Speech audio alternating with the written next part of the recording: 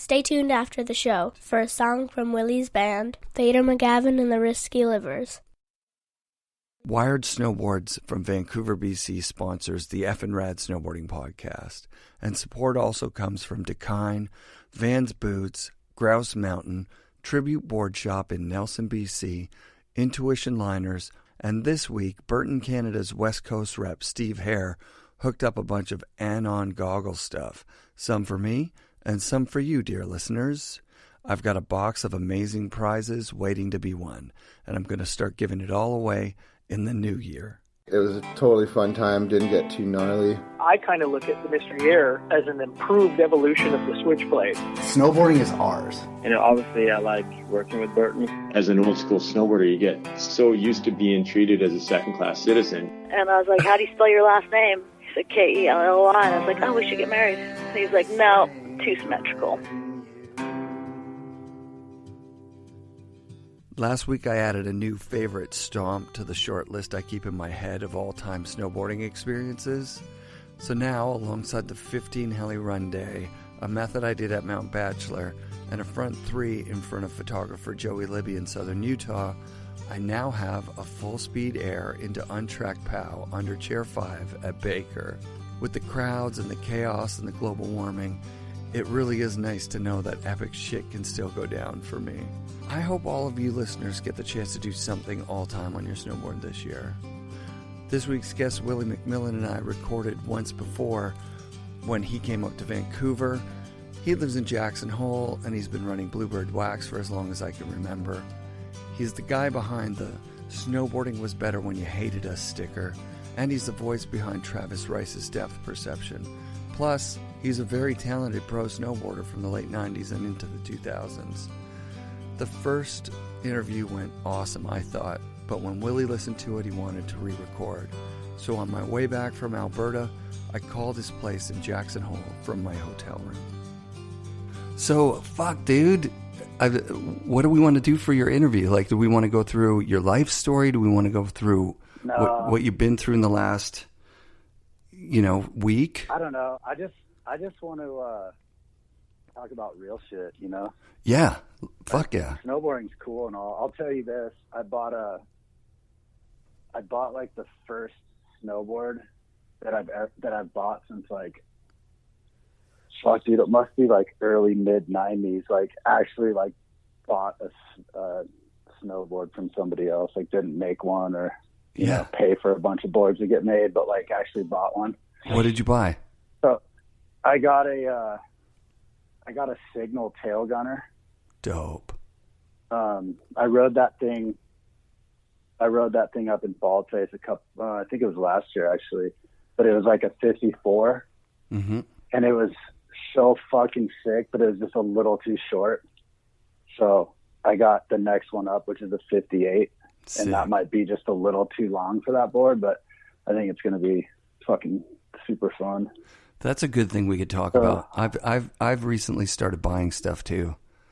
Like not like begging friends or like imposing on people that I know, which I never felt bad about it when I was doing it, but it feels really, really good to buy a board or a I was going to say boots. I just begged for boots this week actually, so that's not true. Dude, it just comes down to like, I've gotten so much free shit in my life, and I know how hard it is to run a company and how much shit I have to give away to other people, and how expensive that is and how it almost fucking kills you every year. Just like hooking people up and having all these riders or even just friends you just want to fucking hook everyone up. So I get it, I'm like, I'll support the shit that I like, or that works. Like, you spend a lot of years riding for companies that maybe you're not too psyched on what they sent you, but you got to wear it. Yeah. And it just feels good to just be able to like get your kit fully dialed with it, like exactly what you want, I love that. That's awesome. Support companies that you like, like LeBlanc, he sent me shit, but I'm like, send me a discount code and then I can pick it out. I can support you a little bit, Yeah. Like, I don't want to be taking, like, snowboarding's given me everything that I have, you know, and it's like, I don't have any more to take from it. It's like, I need to, you know, start giving back to it, you know. That's rad. Yeah. What jacket did you get? Oh, just some like puffy coat. Yeah, I got they're like good. I think it's called a Nelson or something like that. Sick. Yeah, I got the Russell coat because I was like, whoa, they make Russell. Dope shit. Yeah. I've just always liked what Mikey is all about, you know. Yeah, he's an awesome dude. You know, back in the day, like he helped me out a few times, like pretty big, you know, like he told Whitey, like, yeah, you should film Willie, you should take photos of Willie. And then it was just like, I was shooting with Whitey, you know. That's amazing. Like, that's how easy it was back then. Like for a dude like Mikey, like his word mattered and still matters, you know? Yeah. And he could just be like, he could just vouch for some fucking shred dog from Jackson and hook him up, you know, which is pretty damn cool. It is cool. And Thanks, he's a Mikey. Guy. Yeah, Mikey. Yeah. There's a lot of guys like that, though, that I met through snowboarding, you know, that just stuck their necks out for me or other people, you know, just kind of just use their position to help other people come up, which is like really cool to see, you know, like Lance was one of those people for me. Rad. Lance really like snuck me in on photo shoots and took me to contests and like got me motivated to like go for it, you know. Oh, that's so cool. Thanks to Lance too. And I don't know, there's so many people I could mention, that fucking Brian Knox and fucking Doran Laybourne and I don't know, dude, all the badass team managers, Dave Tuck, rest in peace, you know. Like, snowboarding's been, you know, you meet a lot of good people. You really do. Like snowboarding. Yeah. You know? Yeah, my kid just got a job at the snowboard shop I used to work at when I was like basically a kid. Oh, that's so badass. That's fucking awesome. Dude, you know who you should interview is Kurt Wastel. I've reached out to him. He wrote back like, ha ha ha, or something. Yeah. He's got this little kid, dude, that you guys would fucking trip out talking about kids together. Yeah. Yeah. He's like super dad, man. I'm sure you are too. Yeah, he's definitely one of those guys I see on Instagram, and it's more family than snowboarding. You know what I mean? I was talking with Rasmus about that on his interview, saying, I don't post shit of my family, which makes me feel kind of bad. And he's like, well, you know, well, it's for snowboarding. I'm like, well, not really. It's just my life. Instagram's for whatever you want to use it for. Yeah, that's totally. What it's for, you know. The thing is that it's like if people. Yeah. Go ahead. Sorry. No, I was just like, it feels bad to be like, what am I, embarrassed to put it out there so that it's not snowboarding, or? No, well, some kids, you know, it's just whatever, you know, whatever people are going to your shit to look at, you know. If you're like, you know, sometimes when people start posting all these photos of their kids all the time, like I'm not tight enough with them to give a shit about their kids, you know. Yeah, you kind of check out. But like when, you know, every single photo that Kurt posts of Van, I'm like into, man, because like that kid's like, I don't know, I just know for a fact that he's going to be a badass. Yeah. You know, like there's no fucking way that kid's not going to turn out like ridiculous, you know. Like just all the brothers, you know, all the uncles, like Kurt's brothers that he gets to grow up around. Yeah. Like they're all fucking really good at everything. And they've got like, I don't know, that family's just got a lot of confidence and like.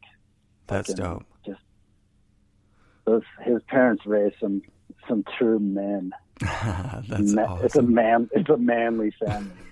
You know? Where does he live? He's in Cali. He's in Southern California. I just saw him like a week ago. Did he come up to Jackson, or were you down there? No. I took a trip. I did a little trip to an undisclosed location in the desert and learned some things. And then I went down to San Diego and hung out with my folks and saw Kurt. And Kurt and I went and saw the guy, there's this guy that lives in Encinitas that wrote like a bunch of the Eagle songs. Whoa. And so he played at the La Paloma or whatever that theater's called. Yep. So Kurt and I went and watched that. That was pretty rad. Did you stick around after and talk to the guy? No, I'm not that big of a nerd. You know. I'm such a nerd. But I do, you know, I'm definitely like real. I don't know. I like to study songwriters, you know, because I'm trying to be one, you know, and it's like I really like seeing people who can string a good tune together, like, you know, properly. Yeah, there was some craziness going on since I talked with you. I've noticed. Well, first of all, I listened or watched that series you were telling me, Mike Judge's Tales from the. Oh yeah. Oh yeah. God, that was so good. Dig it? Didn't just dig it. I watched it twice. I think. Like I just know, watched dude, it back to back. Hey, it's so good. Hey, I think it's on Cinemax. If you have that like on your cable, there's a new series or a new season? Yeah. Is it a series? Yeah. Season? Yeah. Damn. On and it's about who is it about? It's like I think it's maybe like the Motown or like what's that guy's name? James Brown? James Brown. I think he has an episode. I think it went like totally out of country into like a different genre, which I was kind of expecting, but hoping not. Right, right.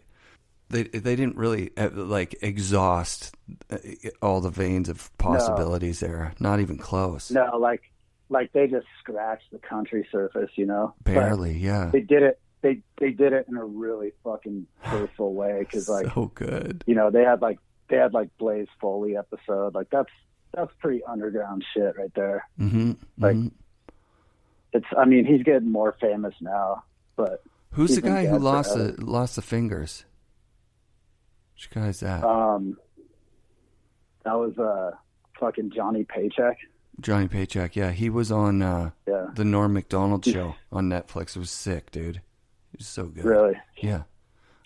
Yeah. Those guys are all fucking gnarly. But, you know, actually, you know what? I don't think that was Johnny Paycheck. Because I think Johnny Paycheck actually passed away. I think, I can't remember. But, you know, if those guys, it's kind of like if you can get your shit together and quit drinking and all that stuff and just like get back to the music again. Right. It's like that's fucking beautiful to watch, you know, because it's easy for people to get strung out or just, you know, you can get away. Those guys that have all that talent and like when they're young, it's like you can get away with so much partying until like you can't anymore. That's a theme that kind of crosses over from both country music and snowboarding. Like I hear it from so many people. Like, well, dude, I haven't drank in almost 3 weeks now. Holy shit! Congratulations. Like the last time you saw me, dude, I was like, I don't know, I was in it, you know. In it, yeah. Like that first interview that we tried to do, like, I was just like, I don't know. It was like, the time was coming, you know, where, and I don't know if I'm, you know, you're never out of the clear. It's like 3 weeks is nothing, you know. Yeah, I've been in like fucking 10 years if I'm still not drinking, you know. Right. Yeah. The thing for me was, and this is just like, I don't know. I never set out to be like a heavy drinker, but I did have some of the, you know, bad ways with like, like just like turning it into something, like glorifying it or whatever, you know what I mean? Like I can remember, I just talked with my wife about this. We went on a holiday in, where I proposed to her in Hawaii, and we brought her brother and her mom and my 2 kids. And I was like drinking a beer or 2 from like a coffee, you know, coffee mug, the stainless steel coffee mugs, while I was driving the whole family around. Like it just, it boggles my mind now because I took a year off, but I allowed myself to drink. Dude, when you're a drunk, or even just a functioning recreational alcoholic. I don't know, however you want to like justify it. It's like really weird shit and fucked up shit becomes normal all of a sudden. Totally, you know, and normal. you find yourself in situations that aren't necessarily you or like have anything to do with your past. You know. Yeah. And you know, you either pull it together or you die, and that's all. I mean, for depending on how bad it is for you, but like I knew that I was like snowboarding was hard to snowboard. My body was like, you get so much inflammation from drinking, you know, like we're already fighting. Like I'm 42 now, like all my injuries and snowboarding and skating since I was a little kid, you know, doing dumb shit, flat landings, jumping off roofs, like just fucking doing dumb shit that your future self is like. Yeah, I think the biggest thing for me, was not taking care of my injuries and not eating properly. I would just eat Advil through an injury, right? Like, so I had a broken leg that I didn't even go. I get weed and 40s and fucking like one of your bros had a fucking Vicodin or something. Like we're the worst. Like that's one thing I'm psyched about the kids these days. Like I don't know, at least like Yoder and like, you know, even like Forrest Shear and kids like that like, you know, they get it, dude. They're like eating good. Like they'll party a little bit, but they keep it between the lines, you know, for the most part. Like they eat good, you know, and I don't know. I've always just been like, fuck, what would it be like to just like feel good and like take care of your body and like, you know, like I still maybe got some years left shredding, you know, like hell yeah. I don't have to just like tighten up and stiffen up and like just make excuses and shit. It's like, I don't know. I've always wanted it, but I've been too big of a fucking coward to like go for it, you know?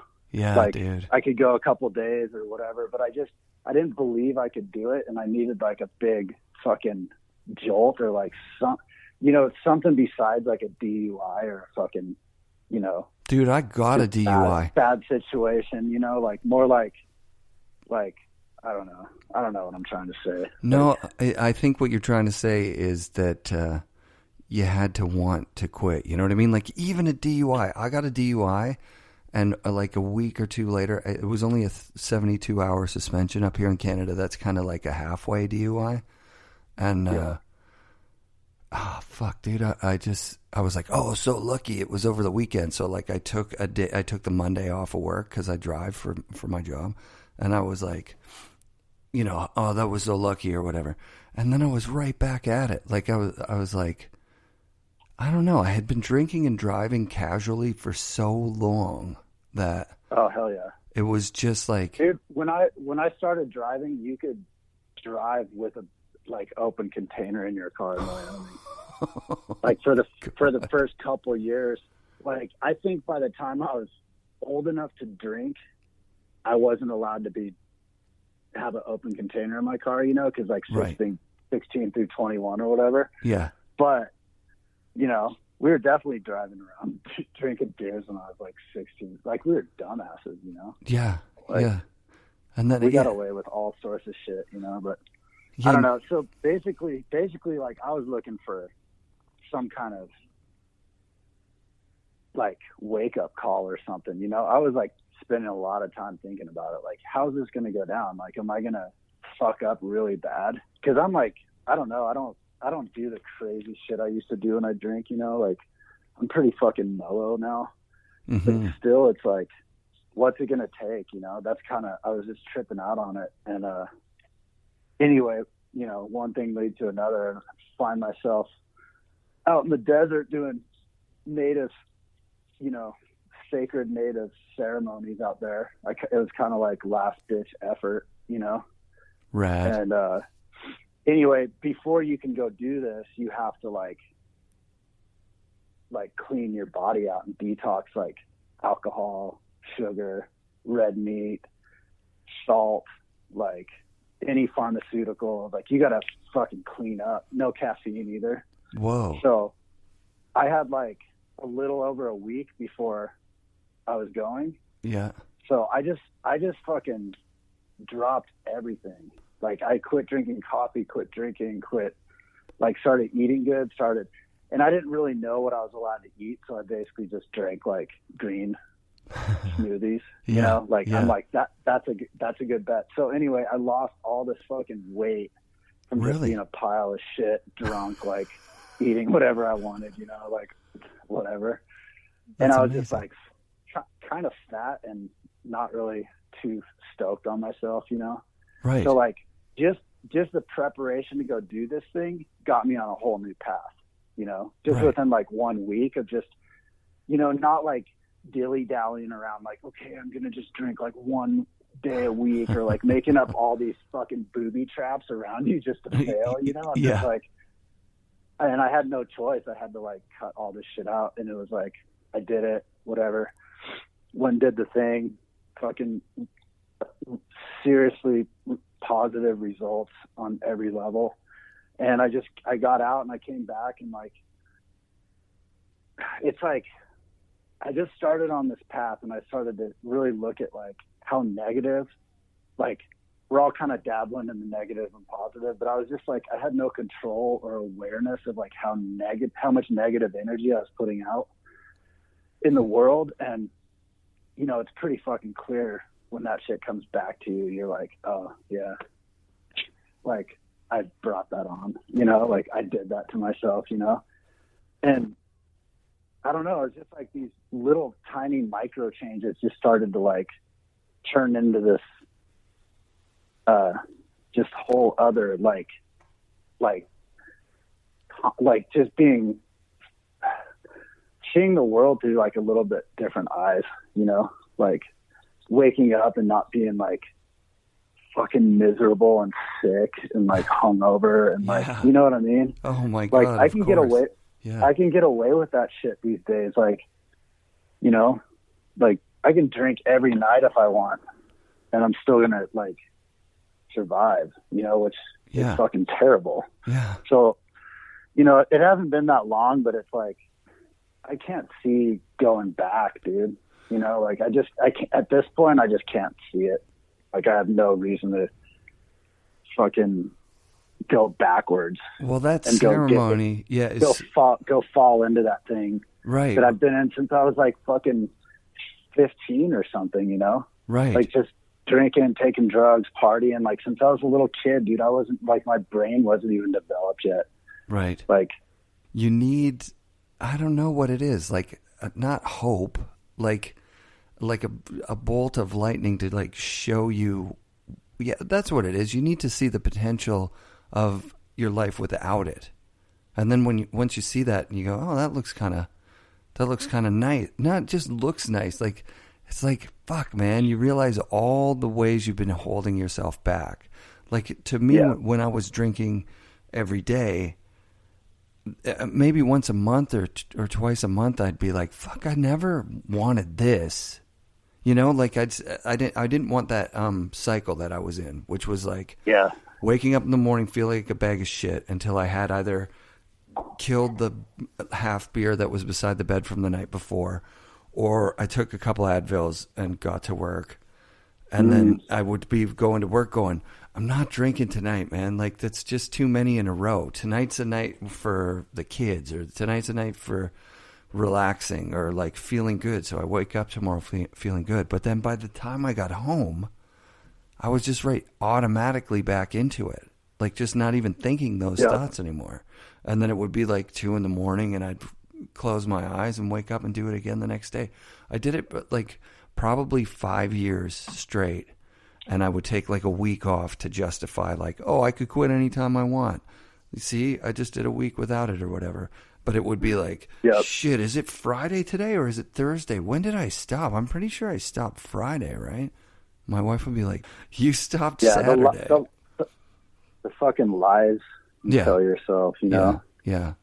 But anyway, it was a positive thing, you know, and like, I don't know. I really want to practice this. It's like, I got a lot of tools now that I can use. But it's not like none of this was like a fucking magic potion. You know what I mean? It's like I was shown a lot of truth, and now it's up to me to do what I want with them. What were some of the, like, what was the one, like, major truth that if you well, it's hard to talk about this stuff because personal. Yeah. Well, this is like spirit world shit, dude. Like, talking about it in the physical world just sounds like a fucking dog barking at you. You know, it's just, it just sounds ridiculous. It's like a big reason that I was turned off to any of this, like, stuff for a long time. Yeah. It's just just like, you're just like, I'm good, dude. Like, whatever. So I don't want to, you know, it's a sacred thing. I don't really want to, like, make it sound shitty, but I'll tell you, I'll tell you this, that it's pretty, okay. It goes down like this. Like, I went there with an open mind and I left with an open heart, which sounds super fucking gay, but I realized that I'd been living with, like, a super, like, crushed heart from, like, you know, just you get it just throughout your life, you know, like the first girl that broke your heart, the dog you had to put down, like all this shit that I went through, you know, like my dad passing away. Yeah. All this stuff you carry around in your heart. And I had a broken heart, and I was just like, it was kind of leaking negative energy everywhere. That makes sense. And it was kind of making me a negative person because deep down I was really fucking sad, you know? Yeah. And I fucking left all that shit out there. Like, I left it, like, in the desert. Yeah. and then I walked away without that. Like, I've still got tons of issues. Like, I'm a fucking human being like everyone else. But, you know, that changed me because, like, all of a sudden I felt lighter. I looked at the world differently, you know, now that it's like I have a fresh, healed heart. You know, it's just like I'm, like, full of love and stoke now. Dude, you know? that's so amazing. That's I'm fucking hyped for you. I learned a lot of shit out there,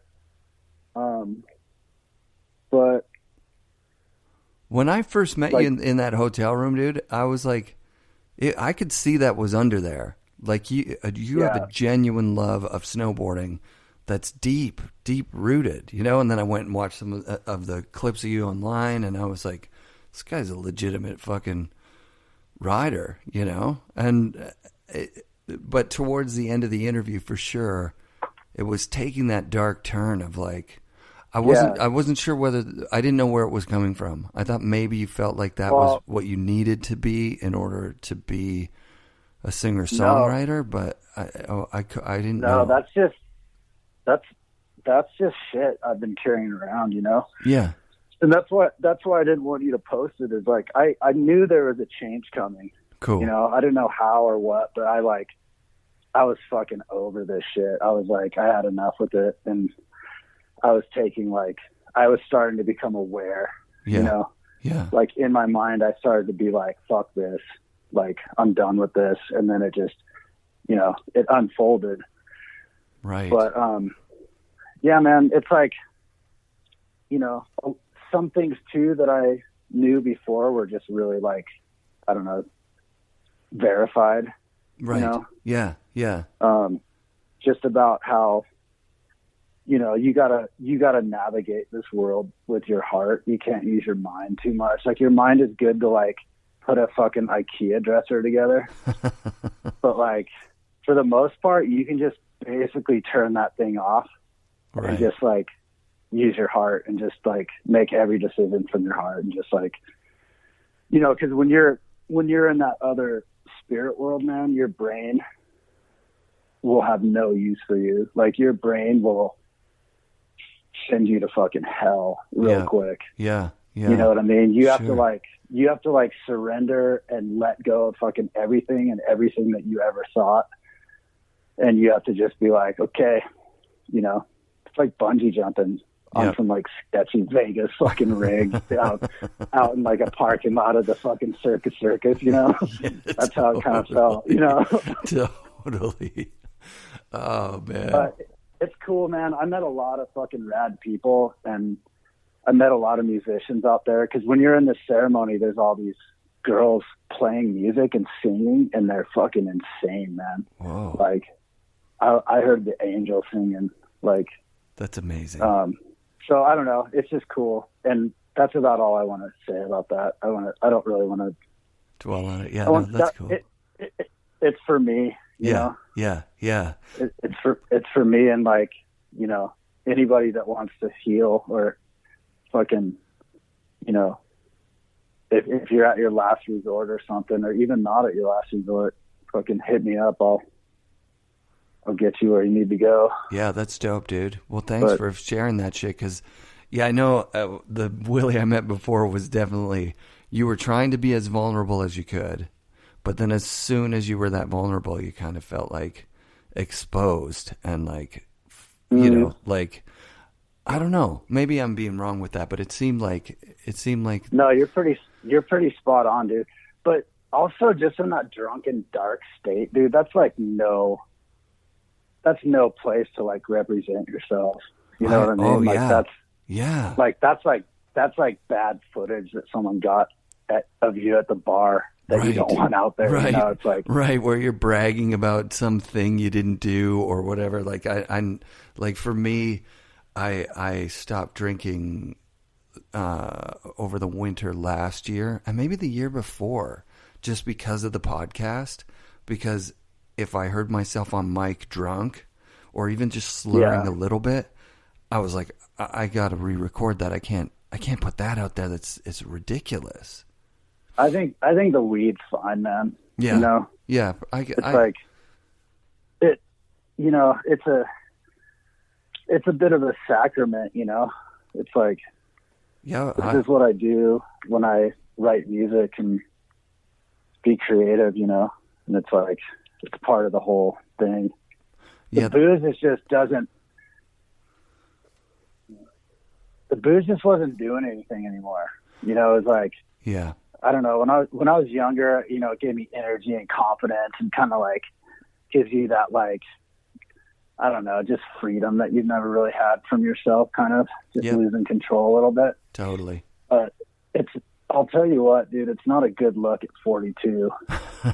You know, it's like when all my friends are married with kids and like growing beer guts and fucking losing all their hair and shit. Just kidding, dude. None of my friends are actually doing that. But well, one of the things for me too is like, you never want to alienate your friends that drink every night. Like, I have really close friends to me that drink a lot. And I don't know, I always seem so preachy to myself when I'm like, hey, you know, there's things you could do, or like in earnest. That's the thing, dude, is it's like, it's everybody's path and decision. You know what I mean? It's like, it's kind of like, you know how I said like Instagram is for whatever you want to use it for. Yes. It's like, that's life too. It's like everybody has the right to do whatever the fuck they want. Totally. You know? And totally. They can even fuck people over and hurt people and shit, but they'll see like what that's going to do to them in the end. You know, it's like, well, you know, you can do whatever you want, but you're going to pay either way, you know? And it's totally. Like, I don't know. I started being kind of like inspired just by people I never thought that would ever fucking quit drinking, you know? Sure. And they just all these people started adding up, and I was like, fuck, dude, this is kind of like these guys are making the move, you know? Like Jeff up at Baldface, like I don't know if he's still off or what, but last time I saw him, he said he's been off for like 2 years or something. Good for him. Yeah. I was like, that's fucking sick, dude. Like being in the position he's in, where he's like, I mean, he's just around partying like all winter, you know, like totally. For him to be able to be like, yeah, this isn't going to work if I keep drinking. Like, I need to quit or what? I don't know. Yeah, he had a concussion last year too that fucked him up. He talked about that on tape. Yeah, I shouldn't be discussing his life. You know, it's like it's weird. I'm not trying to drag everybody into this. You know, I just wanted to mention that, like, I was super inspired by some people I look up to, and it kind of like really, I don't know, it kind of like, made the deal for me, kind of. Dope. You know, Yeah, that at least I was gonna try. You know. yeah, good for you, man. And it's gonna. It's really so. Like a week ago, my wife and I watched a movie called "He Won't Get Far on Foot," and it's like about. It was like the most insane alcoholic like story ever. Like the guy, God. The guy just sounds like drank him. Sounds like a fucking bummer. It was such a bummer. It was such a bummer. But it was like the first time that I saw, and I'm not like a big advocate for like 12-step programs or anything like that. Yeah. Like I always in my whole life thought you got to be able to have that balance, right? You don't ever want to get to a point with something where you're not getting anything out of it and it's dragging you through life like that, you know? And well, you know, the other thing too is like, it's like being in touch. This is going to sound super gay, but like, being in touch with your spirituality is like, at least for me, it's really important. You know, like I grew up with, you know, my parents are hippies. My mom's like, you know, and her spirituality is more like philosophy, like self-philosophy and stuff. You know, it's like she, you know, you don't have to push it on anybody or like brag about it or make it your identity or anything. Right. Or like set up a whole Instagram about how spiritual you are. right. But like, you know, it's like that was a big thing for me, is just getting in touch with like, just that side of things, man. Like the fucking, you know, who the fuck you really, what you really are, you know, like, Yeah. I don't know. It's hard to explain. It's just like, you know, it's hard to navigate through this world with like no fucking guidance or like any kind of roadmap or anything. You know what I mean? It's like you get, personally, I get fucking lost when I'm not like in tune with that shit. You know, and it's like part of it is just taking care of your body so your mind is fucking happy. Yeah. You know, it's like when you treat your body like shit, you're fucking depressed. And when, you know, it's like it all works out. So you can just start by like watching what you put in your body, like food, booze, drugs, whatever, on top of like fucking movies, TV shows, like fucking dog shit. You know, it's like, I'm like really, I've always kind of been anti-dog shit in my head, in my ears, you know, like I fucking hate commercials and shit like that. But I've just been like cutting shit out right and left out of my life, you know, just like, I'm not watching that shit anymore. I'm not looking at that. Like I'm watching what goes into me. That's cool. You know, because it all fucking affects you, you know? And I'm not like preaching this shit or claiming that I'm like got anything figured out or that I'm like some kind of fucking guru or something. Right. No. Like this is literally only like a few weeks of like, you know, waking the fuck up, basically. That's dope, you know, is how it feels, you know. It feels like I just woke up from a shitty dream where I was fucking drunk and limping around all the time. You know? Yeah, man. Well, did you listen to the Jess episode, Jess Camira? Yeah, I did. Yeah, so like we got into that gender stuff, which I've been listening to a podcast about, and it's obvious that we've been taught some crazy bullshit, right? Like pick your battle, like gender and like the fact that boys are brought up to be like these like stoic, not emotional, you know, like the fact that you have to say that being spiritual or being in touch with reality, this is like the reality of the world, is like what you put in your body matters. That's old, worn out, irrelevant dog shit beliefs that exist in our consciousness of our society and all that stuff. And it's like, I think that people are waking up to all this shit like rapidly right now. Fuck yeah, weed is like, legal in my country now, dude, for recreation across the entire country. Weed is fucking legal, dude. It's dope. You look at these old like, you know, native tribes and shit, and like so many of them were like ran by the women. Yep. You know? Yeah. like so much history, like women were in charge. It's just not their turn right now. Dude, and that's crazy you say that. We're like completely fucking shit up. Yeah.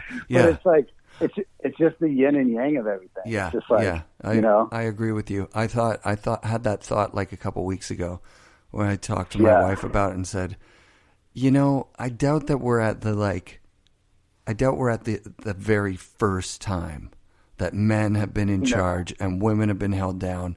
I bet it goes back and forth, and then women get in charge and hold the men down.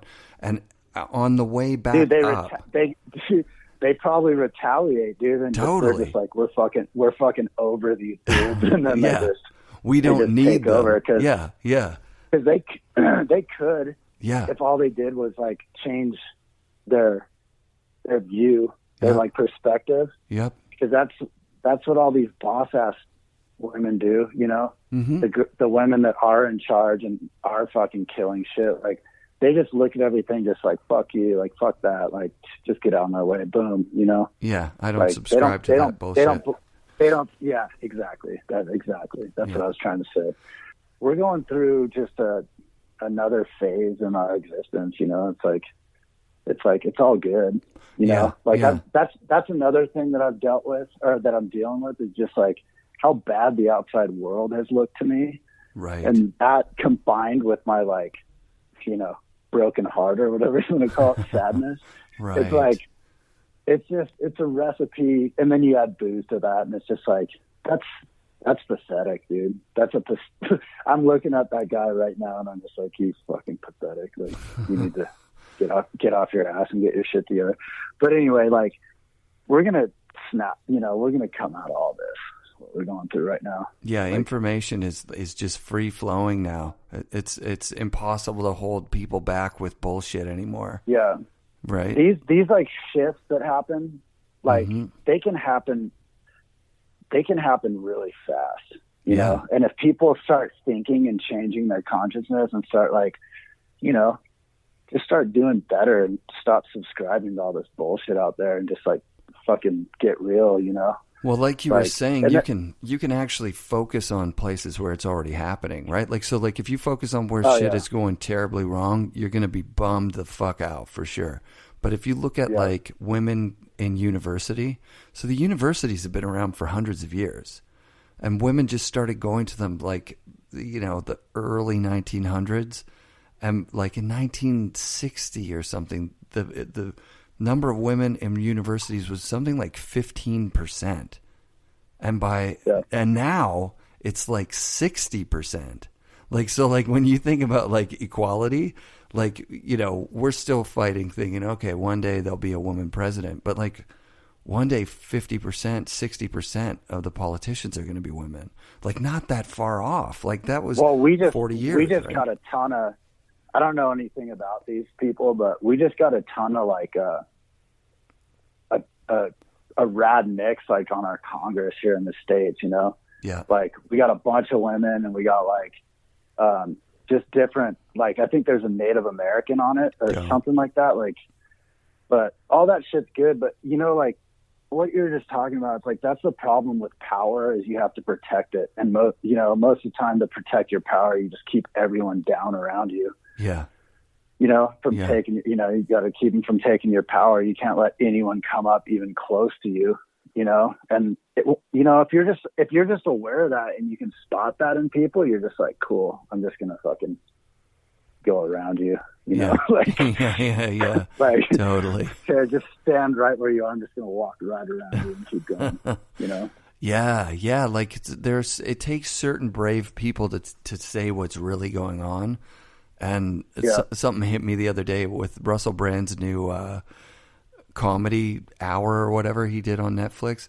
He mentioned like the biggest fucking tragedy that's happening right now is that the people in power, we're talking about the government officials that we sort of elect, are taking things that are the public's, right? Like for us up in Canada, BC Hydro, in British Columbia, we owned all the hydroelectricity, which is the dams that generate electricity.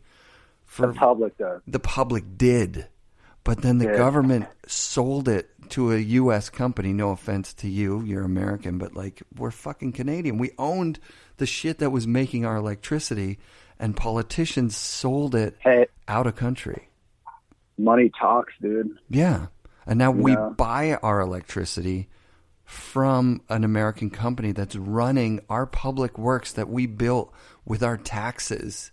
Like we built the infrastructure, sold it to the States, somebody sold it, and now those greasy fuckers were just sitting at their desk being like, what are they going to do about it? Yeah.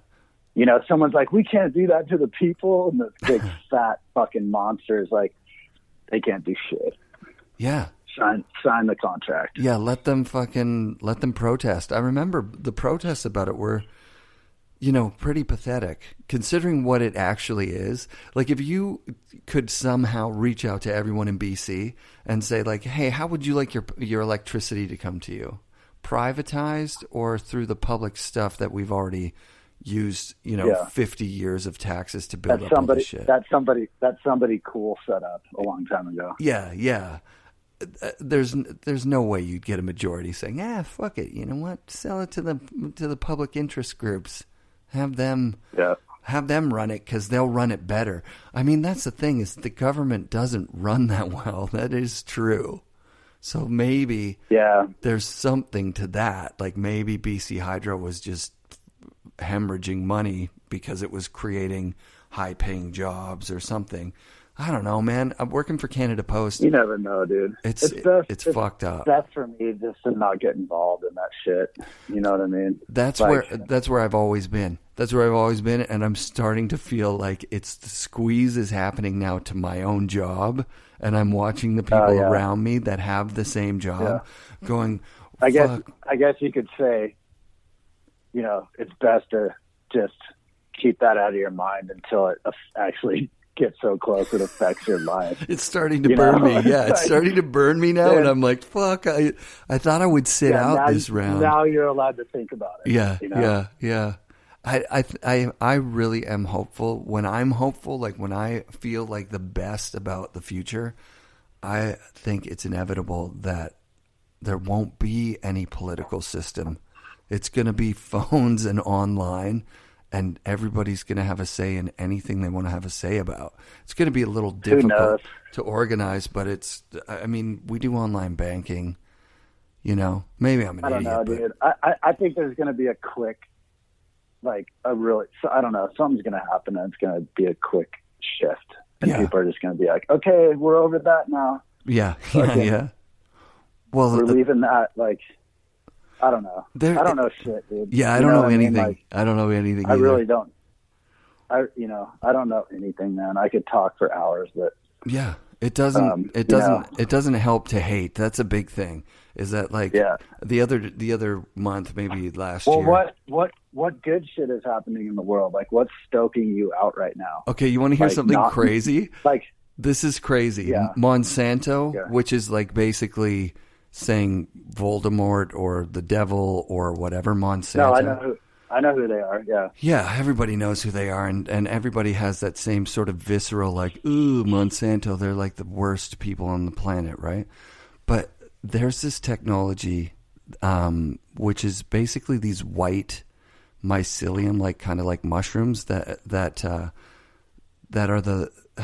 they're a part of the forest floor, right? So under the roots, these white threads wrap around everything and kind of take all the minerals from rocks or other plants. Oh yeah.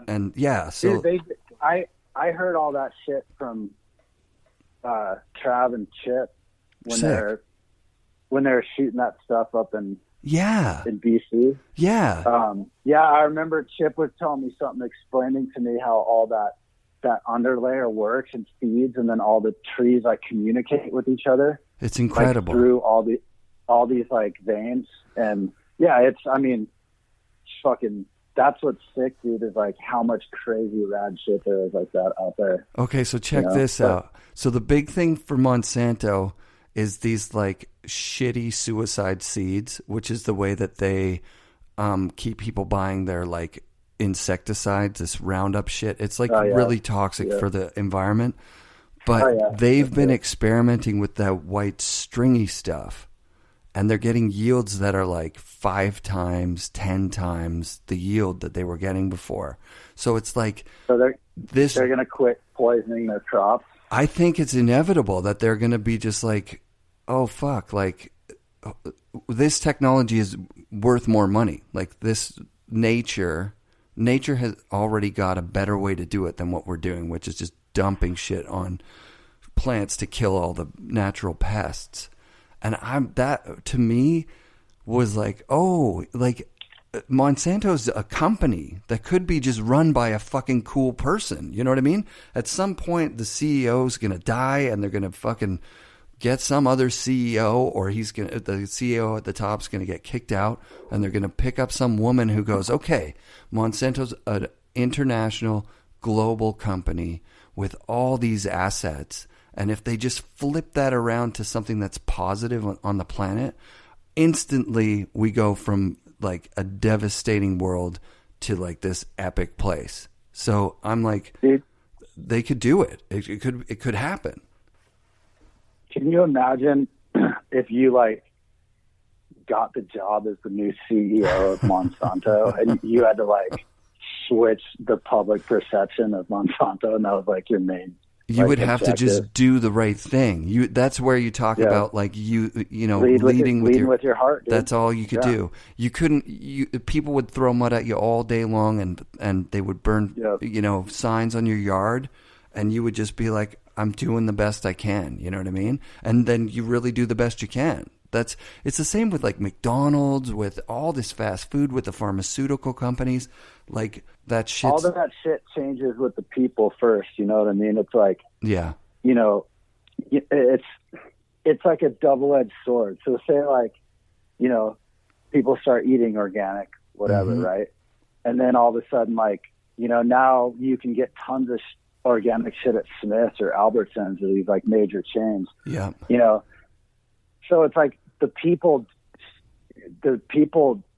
steered the market, and obviously like there's bad sides to it, like these huge food companies buying up these organic companies and, cutting corners, and then you're not getting like what you think you're getting, but whatever, that's just byproduct of, whatever. But, it's like, that's just how it is with everything, man. It's just like once the consciousness changes of people, then like everything changes out there, because everything that goes on in your mind, you're creating outside, and when, all these people, millions, billions of people are looking at things from the same way because of the way we've been trained through media or just whatever, society, just life. I don't know.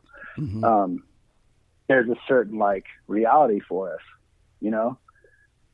that we have to live in. We're creating all of this. This is all our fucking mess. It's coming out of our brains out in front of us, manifested into the physical world. We're creating 100% all of this.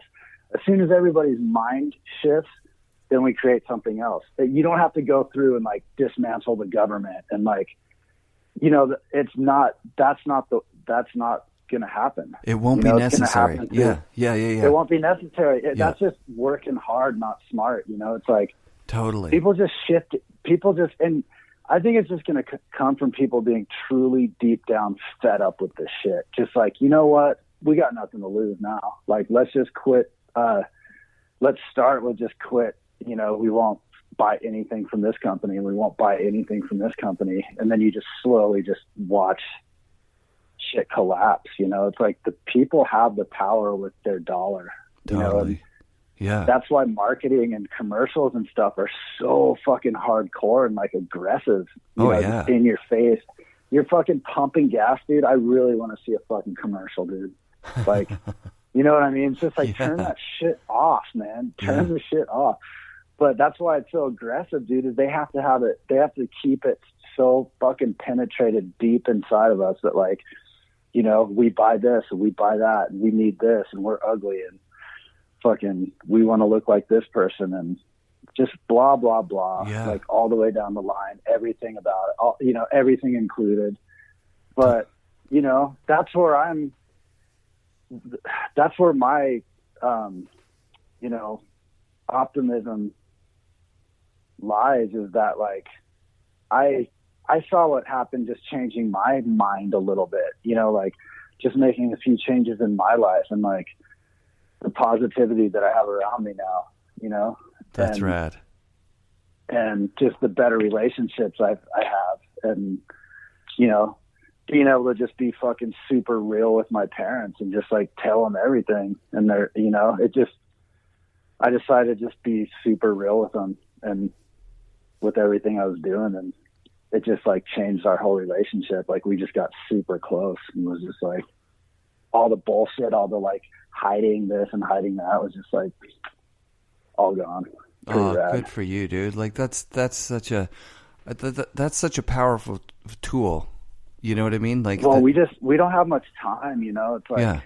Dude, you gotta, I mean, I know it's hard to do and people get sick of being told that, but I'm trying, man. I'm trying to like let people know how rad they are, you know. That's dope, dude. That's dope. But, you know, I just, you know, my optimism is just in the fact that like, I just see how easy it is to change your reality when you change your thinking and like your perspective, and just like, you know, just shut your fucking mind off. You know what I mean? It's like, yep. you don't have to be, you know, it's not like a fucking vegetable state or anything. It's just that you're not allowing these fucking patterns and all these, like, you know, like thought patterns or just like loops or rabbit holes that you fucking go into all the time. Right. And like worry about shit and fucking, you know, I don't know. You know, these days too, you're like, you expect everything so quick. So like when people don't reply to you for like a few days, it's like really easy to be like, man, they usually reply to me within like 10 minutes. And now it's been like 3 days. They're pissed at me, you know, or what did I do? I don't know. Maybe I'm the only one that does that, but are you joking? No, of course not, man. Everybody does that. But, you know, at the same time, I'm like, you know, I know people are busy. It's fucking hectic out there. You know, it's like, yeah. And then on top of that, I realize how many people I fucking blow off. You know? I had that exact experience within this year where I was like bummed at somebody for blowing me off and actively blowing off other people. Like it was fucked up. It's like ghost karma. Yeah. You know, it's like, and sometimes when I'm waiting for like an important reply, like, I don't know, like about, you know, some business thing I'm hoping that goes through or this or that, it's like, I just go and fucking get back to everybody that I've been like blowing off. That's a good idea. That's great advice. I need these people to respond. So I'm going to go through all my texts and get back to everybody that I just like, you know, cause shit gets lost, man. It's like, you get a text while you're driving or something, and then you know, you park and you don't look at your phone, and then maybe you get 3 more texts, and there's some that you do reply to because you're not driving anymore, and then, you know, it just gets shuffled down to the bottom. Totally. And next thing you know, you're like hurting people's feelings. You don't even realize it. You know? I think that's one of the biggest life lessons is that the way that you feel, you know what I mean, out in the world, the way that people treat you and make you feel. Like, you ever go somewhere? I can't think of an example right now, but I know it's happened in the last few weeks. Like, where you go to a place where you have zero expectations. It doesn't matter what it was, you know, like a retail space or a restaurant where you're just interacting. And you get your mind blown. Yeah, and the person's just like a tiny bit nicer than you would ever expect. Just a little, like just that. It wasn't really any effort from them more than like normal. And you go, fuck, I should be doing that all the time to everyone I interact with. It's your change of perspective, man. You're like, I'm not going to go in here with expectations, you know, but you can, you know, you don't have to have expectations, but you can definitely be like, okay, I'm going to, like, it's like gambling. You're like, I'm going to do everything I can to put myself in a good position for these things to happen that I want to happen. You know what I mean? And that's all it comes down to. And if you're not willing to, like, do the fucking work to put yourself in a good position like that, then you're not going to get the glory, you know? Yeah. It's like, that's what I realized about playing music, dude, is like getting hammered and not taking it seriously and just being sloppy and shit like that. It's like, I don't want to go see that band. Like, they're maybe be entertaining, but it's like, you know, people don't have to fucking come see you. Like, I would much rather be at home playing guitar than go play a gig. You know, like, yeah. I'd rather be at home. I can't imagine how much more you'd rather be at home, you know? So it's like, I don't know. I feel like we're doing a whole new thing now. Like, we just had too many people in the band. It was too hard to, like, get a practice together. Right. So, like, we weren't practicing, and then it was just like, and I'm so over that shit. And we've been just playing like 3-piece, and it's been so fun, man. And haven't been drinking, and it's like the first time I played music like sober, you know? Right. And like, that was a big thing because, like, you know, like stage fright and all that shit. I'm like, okay, I gotta get tuned up for this. But then, you know, I'd just give a sloppy, fucking out of key, fucking just dog shit. You know, some shows went good, but it's like, I just realized, dude, like, I'm better at everything when I'm sober. You know, it's like, quit trying to use this thing as a crutch because it actually doesn't work. It actually works against me, you know? That's the main thing with alcohol. Is like, if anyone listening to this out there drinks more than they want to, you need to just deal with it right away. Like, because it doesn't get any better, man. It becomes a crazy disease. But, you know, it's like you hide from your demons, you know? It's like when I was a kid and I started drinking and taking acid or whatever, you know, like, which I don't recommend to any kid. Like, if you're going to do anything, man, like, wait till you're fully developed. Like, wait till you're completely out of puberty, because you don't want to be throwing that shit in the mix. You know what I mean? Like, let yourself become a man and then go do man shit, go do adult shit, you know, like that. You know, I mean, it made me who I was. I had, you know, I feel like I had a lot of insight at a young age, taking acid when I was like 13. You know what I mean? Yeah, man. Yeah. I was like telepathically talking to babies and shit. Or I thought I was. Yeah. But yeah.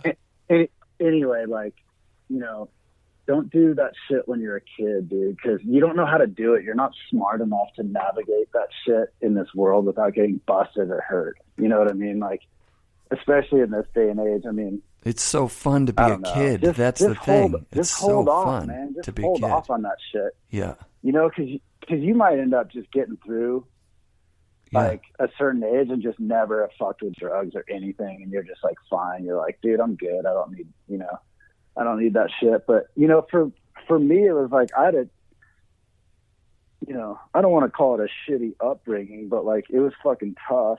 And, you know, I realized how good I actually had it looking back, like the things my mom taught us and like just everything, you know, like I'm fucking stoked what I've been through, you know? Yeah. I wouldn't want to do it again, but it was all worth it. You know, in the end, it was all worth it. But like, you know, I was running from my home life, you know, I was like out partying with older people and like just fucking running pretty loose at a young age, you know? Right. And it's like, you're running from that shit. And they're not even like really demons yet. You know what I mean? They're just like shit that if you deal with it properly, like at that age, then like they don't follow you around for the rest of your life and turn into like fucking monsters. You know, it's like you can just, you know, because every kid, you know, it's like it's hard growing up, man. Yeah. You know, for everybody. Yeah. You know, some people have it worse. But even the people who look like they have it good on the outside, like maybe going through shit you couldn't even imagine. It's like everybody's got their story, you know? And it's like you have no idea who you're talking to when you meet somebody, what they've been through, what they've seen, like zero, yeah, all that. But, you know, so you're a kid, I'm a kid running from my home life. And then, you know, you get it. I got into like, I don't know, early 20s or whatever. I'm traveling around snowboarding. Like that's just mad partying. And that shit was fun though. You know, that was like, everybody's fucking stoked on life. You're like, I can't believe I get to like go like travel around the world because of this snowboard. Like, yeah, I can't believe I got the tap on the shoulder to go do this, you know? Right. Cause it's like 1 in a million, dude, you know, like totally. Granted it was easier back then. There's less people snowboarding and whatever. But anyway, like, you know, we're fucking hyped those years. And then 30s, you're kind of still partying a lot, like treating yourself like shit. But then it's starting to like, you're starting to feel it, you know, you're starting to slow down and blah, blah, blah. Like you don't have the sprock you used to have. Totally. And then it's like, you know, you could just fucking lay it down right then and get a bunch of good years, you know, and keep going. But it's like, I don't know. I just dragged this fucking lifestyle out for so long. And it wasn't even like, you know, those fun days, you know, going to Japan or whatever and partying. Like, I'm not really doing that anymore. But I'm still like, I still have like the byproduct of being a pro snowboarder. Yeah. You know what I mean? It's like, it doesn't, I don't need this anymore, but I'm still doing it just because like I didn't fucking just, I don't know. I wasn't aware enough, you know? Yeah. But, you know, and then you're like, I'm 42, man. And I'm like, fuck, dude, I could either be in like the best shape of my life right now and feeling awesome and having good relationships and being stoked on life and spreading fucking good vibes and more good vibes than bad vibes. And, you know, it's like, I don't know how much longer I got. Yeah. Nobody does. Like, right. Like I'd like to feel good on my snowboard, you know, I'd like to fucking get a little bit, you know, out that I know I got inside of me, you know, with like, with everything, just life.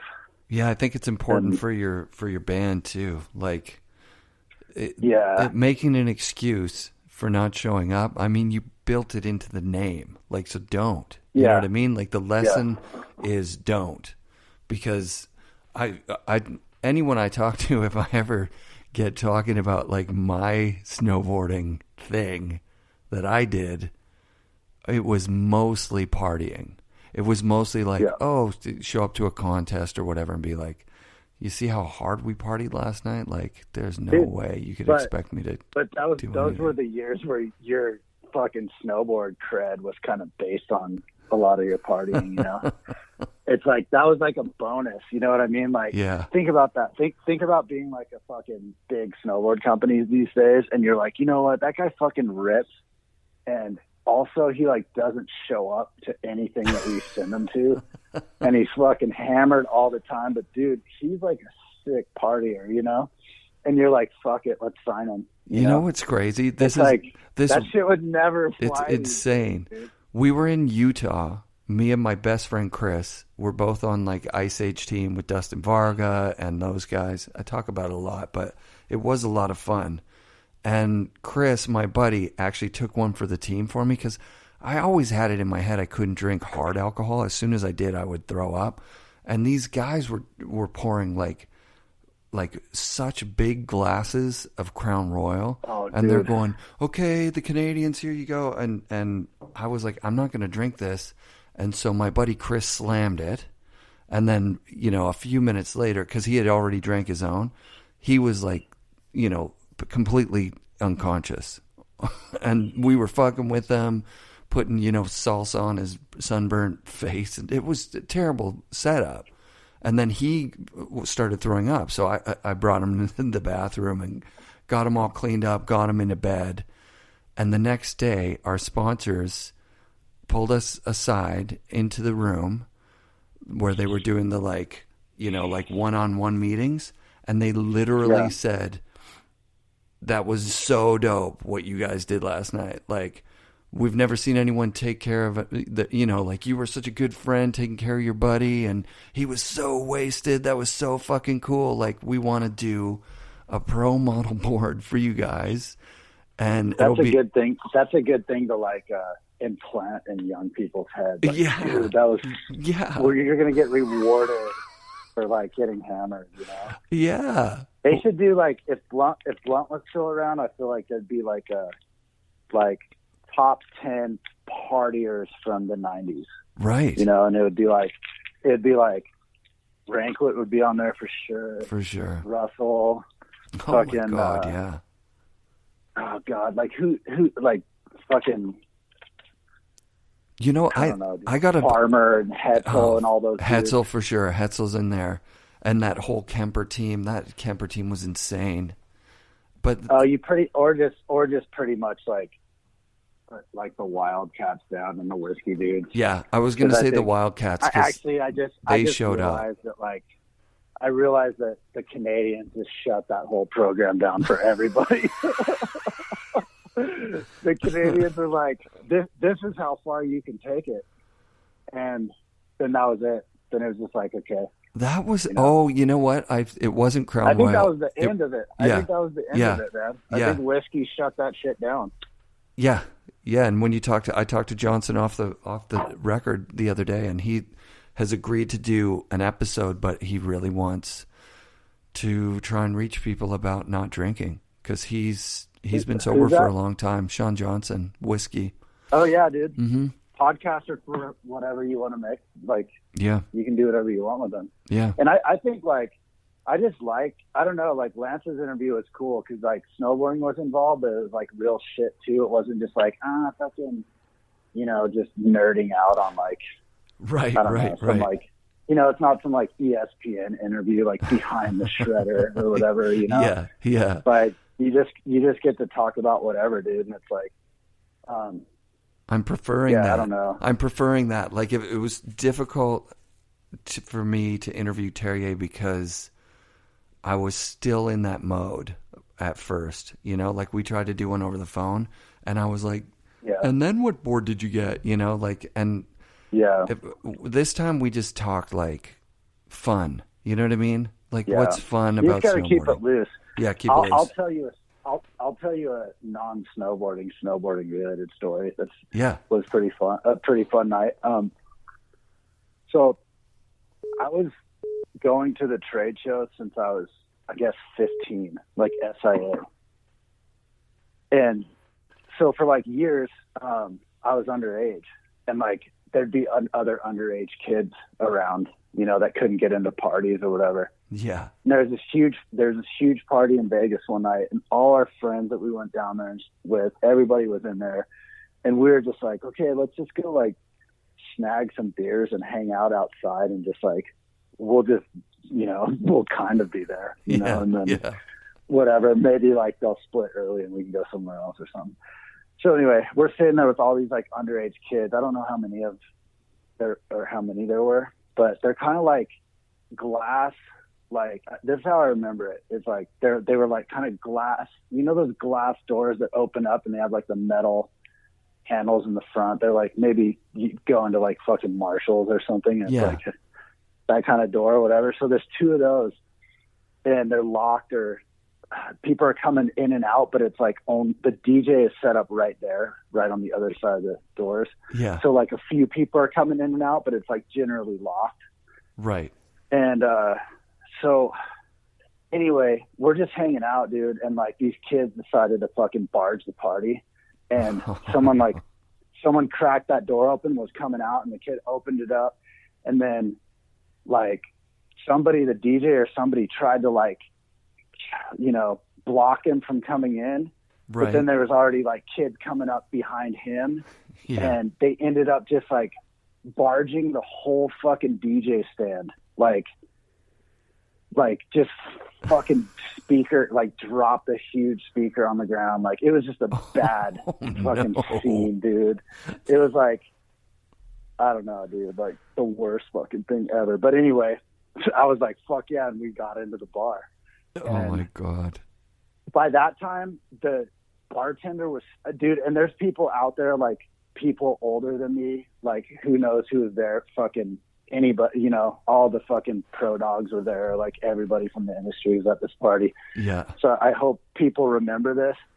But, and they can verify, or like, because I was pretty young, like this is just how I wrote the story in my head, so that, you know, this is what I remember, you know.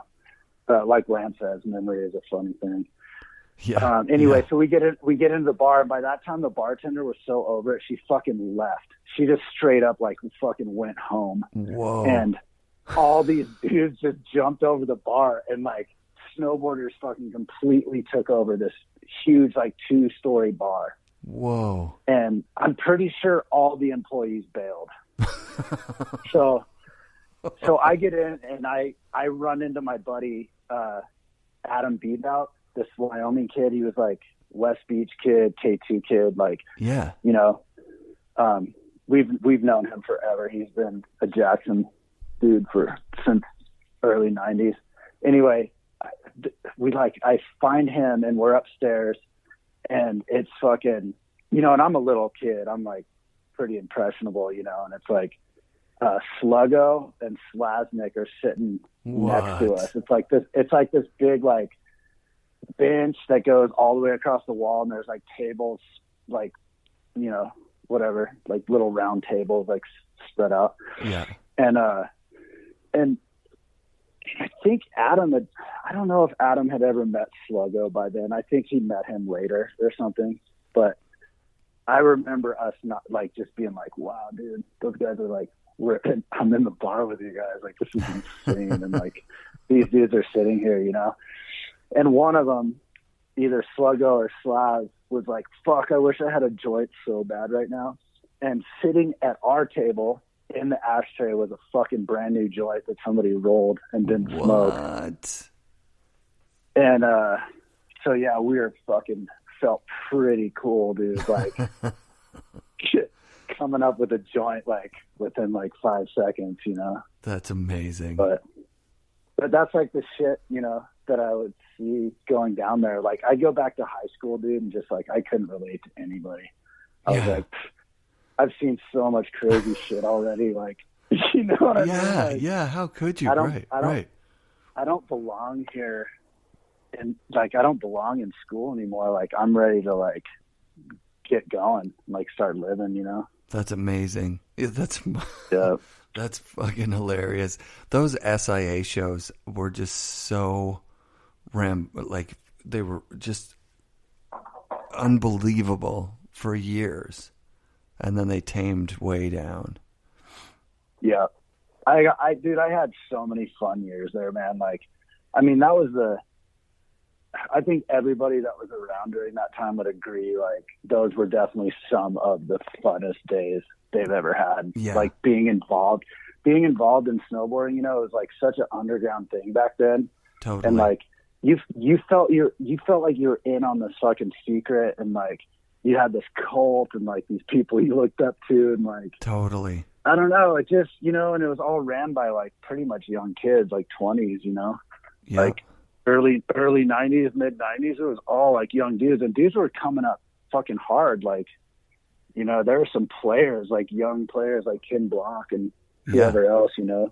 Yeah. That dude who does meth, or, you know, just people who fucking crushed, like Peter Line too. Remember Peter was just killing too. With like Forum, and just it just seemed like unstoppable youth, and like. Yeah. We would never sell out, like, because we just had so, you know, like, I can remember when Solomon first came out being like, fuck those dudes, you know, like, snowboarding is always going to be our own, because look at this group of dudes, like, there's not a better group of people in the world than these fucking yahoos, you know? Yeah, I loved it. I felt like I was already watching it dismantle, like, almost by the time it fucking got going, it was like coming apart. That's how it felt to me, because you know, it was like, you know, I was with Solid for however many years, you know, and then it was like right when I was supposed to turn pro for them, they went out of business. Yep. You know, so there was a joke too with Wassell that like every company he rode for would go out of business. Like she just had this like, she had such a run of like it's not his fault. It was just like fucking it was just the way it was. Yeah. In that time, people were you just couldn't, you know, some people just couldn't fucking win, you know. It's like you add that on top of like some blown out knees that you got to recover from, and you're just like, what, dude? Yeah, you're toast. You know, like some of those dudes went through, I mean, shit that like, I don't know, people just don't even realize like how fucking hard that is especially these days, man. Yeah. You know, like, you know, you're a fucking pro snowboarder these days. Good luck, dude. Oh my God. Like, yeah. But I don't know, but you know, there's as much as I could, like, I can't even really complain about the industry anymore. You know what I mean? It's like for years, I'm just like, you know, and it's mostly just like, honestly, deep down, like the truth of it is it's just like, you know, it's just humor. You know what I mean? Like it's not true hatred because like, you know, I got so much out of snowboarding, man. I met so many rad people, and like so many of those people are like such fucking close friends of mine still. Yeah. You know, and it's like, damn, dude, that's like pretty lucky to like get to have been a part of snowboarding. I could not agree more, dude. And all the people that I still meet, you know what I mean? Like it's people, you know, people that have been, you know, I've almost been crossing paths with for fucking years, and I find you know, it's like Al Clark, dude. Like, rad. I just met him a couple years ago. I feel like I've known that dude my whole life, you know. Yeah, you met him up at Baldface, right? Yeah, yeah. We had a good time, man. I was trying to like. It was kind of funny because I'm like such a bitch about sleeping, you know. And I was like trying to get my own room, and I like scored my own room, you know, and I was like fucking stoked.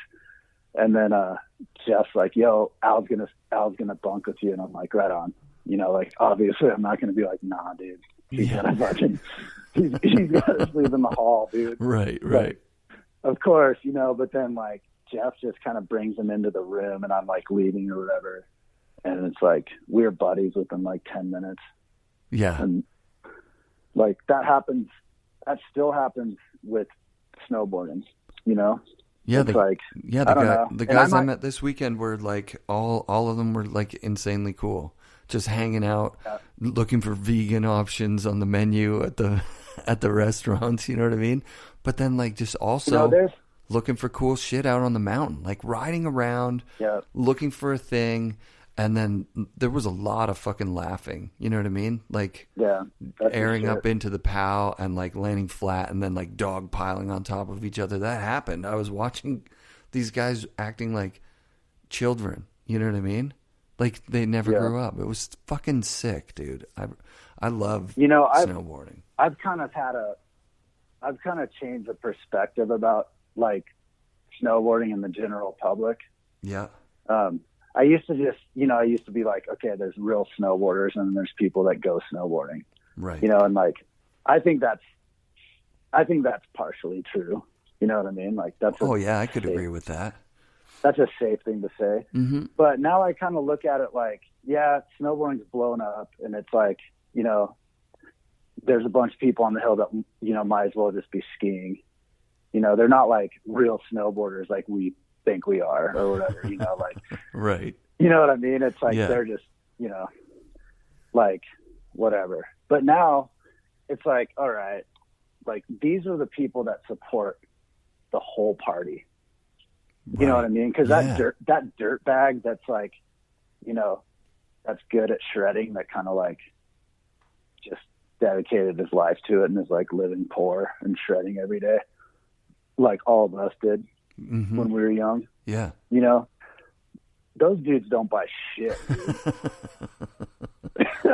You know what I mean? They buy like one board every 3 years, and they usually like buy it from someone who got it for free. Right. You know? It's like totally. The dudes who are going into REI are bringing, it's like fucking Uncle Rick and his like wife and kids, you know? Yeah. And, you know, they're buying whatever they've seen the most of, like whatever, you know, they're probably going to buy Burton. Yeah. Does that come in a Burton or? Yeah. But whatever, you know what I mean? Like Well, Terry and I talked about that with Burton, like, because I worked at a shop where we didn't carry Burton. It was very deliberate. It was like, fuck Burton. They put too much pressure on their retailers to like carry, 70% of their in stock has to be Burton and blah, blah, blah. No, I know. And I don't feel that anymore. I feel like, Burton did a lot of stuff behind the scenes that was just for snowboarding. Yeah.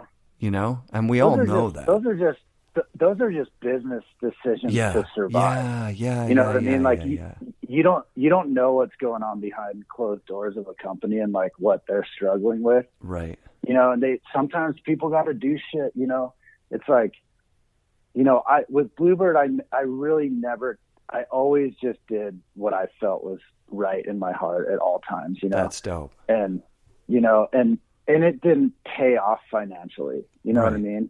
And that's fine because like it was a success in a million different other ways. Yeah. And like, Bluebird was never about money and it just wasn't, right. And, there's certain things that are about money, like the fucking house I live in that I rent out when I leave town. That's business. That's like, that's income. You know what I mean? Yeah. But it's like, I'm realizing, you got to do what you got to do to keep your vision going and like, alive, with whatever you're doing. Totally. And sometimes in business, dude, it just, people got to make ugly decisions because they don't have a fucking choice, you know? And it's like, and at the end of the day, it's like, if you go and talk to, I don't know, like if you went and talked to, probably most of the riders that are still riding for Burton, like, I would assume that it's like pretty family vibe there with like, if you're in, you're in. And it's like, I don't know what ever happened behind closed doors, but it's just, my point is just that like, well, for example, like, I decided not to sell any wax this year, right? And it was kind of like, I just went through this huge fucking life shift where I like, I moved into another place, renovated it. I don't know. It was fucking hectic. And I was just like, I would have had to like start all the Bluebird shit for the season, like right in the middle of like renovating my place and doing all this shit and moving off like the family property after 30 some years, Totally. And like, it was just like a lot of shit going on. And I was like, you know what? Like, I'm going to fucking snowboard this year. Like, I'm not going to ship orders, dude. Like, right. I fucking deserve this. And like, I've been at this company for 22 years or, somewhere around there. And it's like, I'm taking a fucking break, dude. Yeah. Yeah. And I got so much shit from kids, dude. And I was just like, look, man, just try to understand that other people are going through shit that you don't quite understand. Right. And that maybe cut some people some fucking slack and just like, just be like, yeah, fucking give people the benefit of the doubt. That's what I'm trying to do these days is like, understand why people are acting a certain way or understand why people have to do something or, just like, yeah, I think also instead of just getting mad at people, understanding like, why it bugs you. I think a lot of times when you understand why it bugs you, it's like it comes back to that you do that thing somehow. You know what I mean? Oh, like that's for sure. We do it to other people, right? Like I feel like I do. We for hate, sure. We hate things about other people that we hate about ourselves. Oh, 100%. Yeah, I think you know what? It really comes down to that critical voice that you have in your head. And I know some people have it worse than others, but most people have it. You know what I mean? Where you're just saying, that was stupid. Or I'm starting to lose mine because I'm old and maybe I just forgot to maintain it. You know what I mean? But I see it with people around me, and I really, really, really don't want my kids to have that. And I think that they're pretty comfortable. But I still definitely notice if I take a second when I'm pissed, when I'm really mad, to look at what I'm mad about. Oh, fuck, dude, I'm going to do exactly what's pissing me off to someone else, like, soon. Like, think about it in traffic. You go like, you fucking biker. And then I'm on my bike, like, an hour later, and I do the same thing to somebody else. Humans are nuts, dude. Yeah. Humans are just, we're fucking nuts, dude. We're weird. Like, neurotic. Humans are just batshit crazy. We use our minds too much. We need to use our hearts. Yeah, I'm down with that, dude. The mind, everybody's crazy if they fucking run their mind like at 9 million RPMs, like 24 hours a day, you know? Yeah.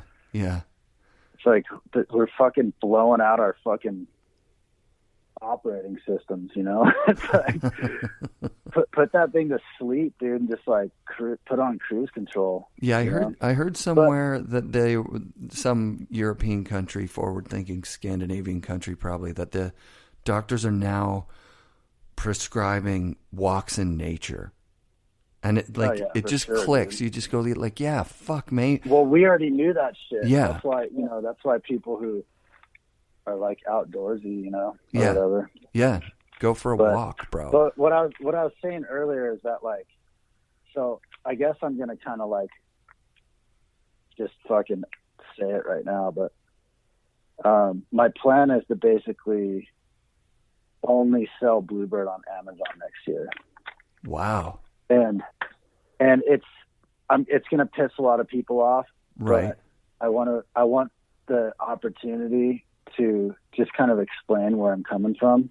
Yeah. So that people can understand why I'm doing this. One is that I've come to the conclusion that the way that basically just to have a company, just the overhead to have a company with, like, you know, trademarks, fucking lawyers, like websites, you know, there's a lot of invoices and bills that come your way. Just having a company, even if you're not selling a damn thing, if you're just like idling, just the overhead of like an idle company is a lot of money, and it's a waste of money. And so, you know, I become aware of the fact that the only way to keep this thing going during these times is for me to sell volume. Okay. Because these items we're talking about are, you know, you're not selling $500 snowboards. You know, you're selling $10-20 to a kid, $25. Right. You know what I mean? And it's like, dude, just to hustle, you know, just to hustle that enough just to pay your shit. Then you got all these people that you got to give free shit to, you know, like all the riders and fucking, you know, homies and relatives of homies. And you know what I mean? You add all that up and the company's it's a waste of energy and a waste of money, right? Totally. Because, you know, at one point, you know, for 8 years we had a real business going. Like we had a company license us, and I had a warehouse and an office, and like I was getting paid every month, and like we had all that, you know. But I had to, when the economy crashed and they had to let me go. Like I've been basically running this thing on fumes since like 2009 and 10. Right. Like, and it's a lot. It's a lot of work. Like it's a ton of work. Yeah. And like I'm just getting to the point where I'm like, you know, this isn't where my income's coming from. Like I'm not living off of Bluebird anymore. You know, like I've moved into other things, you know, but I still want to keep it alive, and I want to keep that like part of snowboarding alive. And the only way that I can keep it alive is by kind of like letting go of it a tiny bit. Right. You know, which 2-3 years ago I'd be like, fuck you. Like I would never sell on Amazon, you know, but it's like in this, like, you know, economic climate we're in, and just snowboarding climate and everything. It's like, for me, it makes way more sense for me to like make a shitload of wax and have Amazon ship it to kids fucking prime. They can get it like right away, and they're going to get it cheaper than when they're buying it from me. Right. And the kids are going to be happy because like last season I'm in BC, like every time I left town, I'd go on the website and like put a notice. It's like, I'm fucking shredding, like leave me alone for like 2 weeks. And dude, It's just like, I don't need to deal with customer service, man. Like all these kids are hitting me up when I'm fucking like on shred vacation, you know? Right. And they're like, where's my shit? And I get it, dude. I'd be pissed too. But like, I'm just like, I don't know what to do, man. I'm letting all these kids down because I just don't have the setup anymore to like, or the money to like just dump into this. And it just doesn't work. Like the numbers don't fucking work anymore the way that we've been able to do it all these years. Right. And, you know, and my only goal is just to get the wax to the kids, like get it to the people that want to buy it and like provide that product for people who want it. Right. And, you know, it's like selling at that kind of volume is going to allow us to like, you know, do things with Bluebird that are cool. Right. Like I can take some of the dudes on a trip and we can make a video that the kids can watch, you know, like, you know, good things can come out of it. Yeah. But if you look at it from the outside and you judge it immediately without fucking giving it any thought, then, you know, I'm sorry, you know, like, yeah, I hear you, dude. I hear you. I'm doing what I got to do. And I know I'm going to get a lot of hate for it, but it's just like, this is why I'm doing it. And, you know, I fucking love all the shops that, you know, we couldn't have survived all those years without the shops. Like that was the fucking backbone of everything. Right. And there's still a handful of shops that are fucking holding it down, you know, which is fucking amazing that they've survived. Like mad respect to those people that are still going, you know? Hell yeah. Because it's fucking hard, man. In this day and age, man, if you have a fucking, you know, a thriving snowboard skate shop that's like pretty fucking legit, you know, right? Like that's a big accomplishment. I think. You look at those guys that are already having to compete against their own suppliers online. Yeah, it's just happening. You know what I mean? Like it's just brick and mortar stores. You know, somebody said last week that they could see like a retro kind of brick and mortar store revival, kind of like vinyl or something. And I was like, I mean, dude, rent is just too expensive these days. Right. Like you're better off running an online store and shipping a bunch of shit out of a storage unit or something, you know? Right. Like shop is fucking hard. But, you know, I'm really grateful to all the shops, man. Like when we first started, we were like, you know, I'd go on a road trip with fucking Nick Drago and we drive all over the country and just like roll into shops and be like, what's up? Here's some wax. See you later. Call us if you want any. Yeah. You know, we so just did that everywhere. And, you know, it was fucking fun those years, man. Like running a real business, you know, like, yeah, like Bluebird's not a real business anymore. Like it's not even quite a hobby anymore either. Cause you know, it's like, it's at the point where like, if I was smart and not so stubborn, I would just let it die. Right. You know, I'd just be like, cause I could fucking save a lot of money by not running it, you know? Right. But, right. You know, I just, you know, but I would be open to like even fucking licensing with another company. Sure. And joining, like jumping on someone else's thing, you know? And I tried to do that, you know, a couple of years ago with pretty big snowboard brand that didn't work out, but you know, I'm open to that kind of thing. Well, there's a guy, Matt, who runs Beaver Wax, and he's also got this kind of side gig where he's like, Patagonia made like a bar of wax with them for a promo thing that they do at all their fundraisers for the environment. It's like a full bean wax or whatever. Yeah. We did that shit. We made custom wax for shops a long time ago. That's so dope, right? Like, so that's what he's doing now. He's kind of running this small thing, but you know, But here's the other thing. It's like, you know, mad love for all the shops, dude, first of all. Yeah. But it's like, look at it from my point of view now. It's like, you know, like last year when I was shipping, I would like get bummed when a shop would put an order in. Bummed. Because I'm getting half the money out of the units selling it to the shops. Right. And then on top of that, they're scrubbing like huge loads of inventory from me, you know? Yeah. So like, I'm like, oh, I'm losing all this, you know, because I can get this much online, you know, and it's just because like the overhead of running a business is fucking expensive these days, you know? Right, and you can't just like jack up the prices of the wax, or people will stop buying it. It's this weird equilibrium between like selling direct for the price that it should be at retail, or just like basically giving it to retailers so that they make all that margin. Like that's and I want to support the shops, but it's like I want to support the shops, but at the same time I'm like, is my fucking wax company really keeping your bills paid? You know what I mean? Like, is that fucking $500 you made off of that wax that you ordered like really fucking crushing your spreadsheet that hard? You know, like I don't really matter that much. Like, let me just go sell it on Amazon, you know? Right.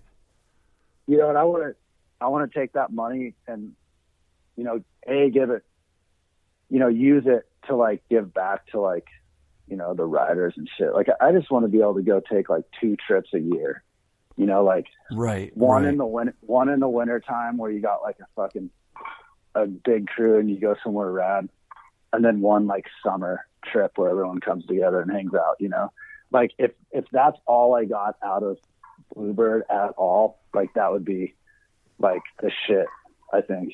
Yeah, it'd be worth that effort, like that effort that you've been putting in. Otherwise, you're looking at the trickle of money coming in going, it's not worth the effort. Yeah. I hear what you're putting down, man. It's just a more efficient setup this way. Mm-hmm. You know what I mean? Because I can be out riding. I can be out like, I don't know, just fucking testing new shit and, you know, just being a fucking snowboarder, dude, you know, like, yeah, you know, I totally I want to buy, I buy shit from snowboarders, you know, like, yeah. I don't know, but yeah, the shops were fucking awesome. Everyone I got to meet that worked at all the shops and ran the shops and owned the shops, and all the reps that I got to hire and fire. Like, I met a lot of fucking dope people, you know, just through like the business end of all that. And it was basically like going to business school, you know? Yeah, totally. Like, I didn't know shit, dude. I knew less than shit. Right. You know? Yeah. And I don't know. Yeah, you were saying you made stickers before you even made any wax, and people, you generated all this hype, and people were like, what's Bluebird? And then when you realized you had to make wax, you're like, fuck. Yeah. It's been fun though, dude. I mean, it was, you know what? Like, it provided a job for me for like, 20 years or whatever. That's dope. That's really dope. Yeah. That's really what it was. Cause like there was a point where I was selling wax and like delivering pizzas and getting like a check for snowboarding, you know? Yeah. But it was like, yeah, I still had to work, you know? Totally. And like there was those periods, and then there was like periods where, you know, I was licensed and like I was just making straight royalties. And that was like the best setup, because I'm just like, fuck, the more we sell, the more money I make, you know? And totally. So I just fucking hustled, you know? Yeah. Yeah. And I learned how to like get people psyched on something, you know? And totally. I don't know. The whole thing was fucking rad, but it's just at this point now where it's like, I can't fake any passion towards it. You know what I mean? Like, I still love it, and I'm sure I'm going to get a wild hair up my ass and like make a video or do something. I don't know, but you know, all my passion right now is in music, and it's like, that's what I'll, you know, that's what I'm like psyched on right now. Right. Well, like I'm psyched to go snowboarding. You know what I mean? I'm just not like that psyched to like put wax in a box and ship it to you. You know, like, but I'm like super hyped on snowboarding. You know, that's rad. Like I'm actually going up to I'm going to Baldface for New Year's Eve. You're so lucky. And it was pretty stressful, dude, because I like tried to get a cat, like book a cat. I don't even know if I should talk about this, but I tried to book it. I was like, yeah, I want a whole cat for New Year's next year. And then I realized how fucking hard it is to get people to like commit that far to ahead. show like up. I thought Yeah. I thought about it, and I was like, dude, I don't know what I'm doing in like 5 days. You know, like I'm not going to commit to this trip. You know, so I had to be like, fuck, I can't sell the cat. And then I think it kind of like, you know, they had a lot of seats to sell, so that, you know, I kind of like pulled a fucking Barney move, you know. You know what though? Don't feel too bad. I'm staying in a hotel right now that's the headquarters for Selkirk Tangier's heli. I just went down to the guy and said to him, "Bro, you got a spot in the heli tomorrow? I'll trade you for like exposure on a podcast." And he was like, "Oh, good try, but no, we're only running one private tomorrow." And I was like, "Really?" And he was like, "It's kind of like bookings this year are low or down." Oh, really? Yeah. So. Well, I basically, like, you know, I hope I didn't. You know, I know how it goes. Yeah. You know, when someone's like, "Yeah, I'll take 5,000 units," and you're like, "Cool," and then they're like, "No, actually, I'll take 9." You know, it's like kind of. What's my price for 1,000? Okay, I'll take 9. Yeah. It's a bummer. It kind of sucks. So sorry about that, Jeff. It'll never happen again. Yeah. But what I was going to say is, so at the last minute, we ended up filling the cat, like in the last like 4 days or something. Dope. So we're like, a bunch of us are taking our ladies up there, and sick. We're just going to go give them some like fucking super powder. Yeah. Heaven that they've never experienced, you know? Totally. So it's cool to be able to share that with people, because, I mean, it's just such a fucking, it's so good for the soul, man. Like, oh, yeah.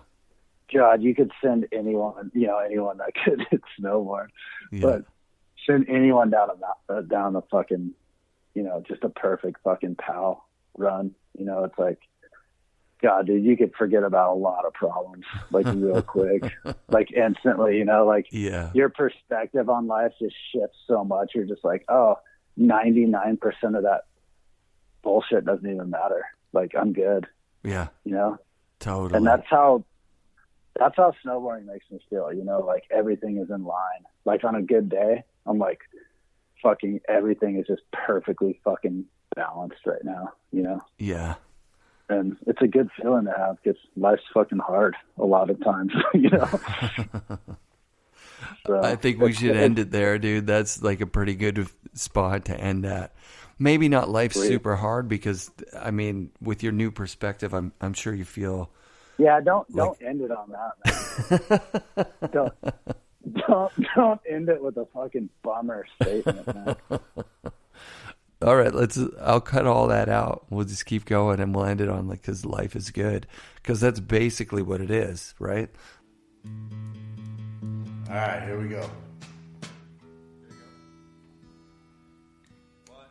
2, 1, 2, 3. Well, I'm kicked in and broken off and burned out and walls up too. I'm crazy and the shouts, riding trumpet and the skunker too. Well, I don't know where I'm going, but I'll be coming home for you.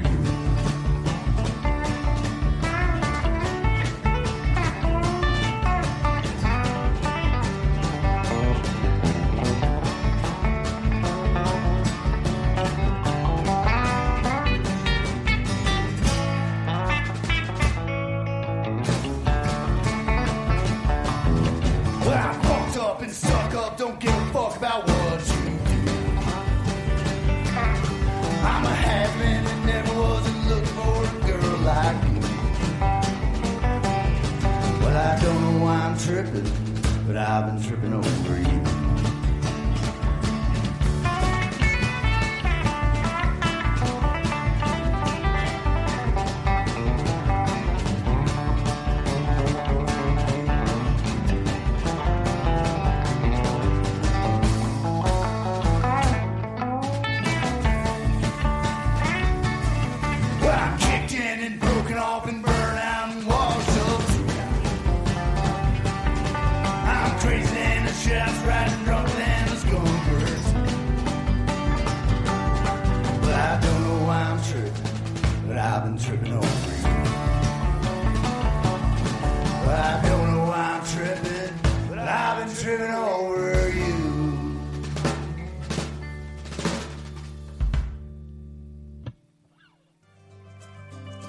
FNRad shoutouts this week to Steve from Anon. He gave me an amazing pair of Anon sinks with magnetic lens technology and a simple clip to ensure the lens can't fly out if you crash super hard. Thanks again to Dekine, Grouse, and Tribute Board Shop. And as always, Wired Snowboards sponsors the show. But I would buy the boards even if they didn't, because I love that I can get a custom handmade board from a factory that's 10 minutes away from my house. They ride amazing, and shout out to my buddy Anson who rode his Chase 158 with our big crew up Manning Park last week. Yeah, Gordy, you were there too, man. Shout out to Gord. Go to wiredsnowboards.com or stop by the Boardroom Snowboard Shop if you're in Vancouver, or go to boardroomshop.com for Wired Snowboards and all your snowboarding needs. Be sure to come back next week for another episode of the FNRad Snowboarding Podcast brought to you by SIA Productions.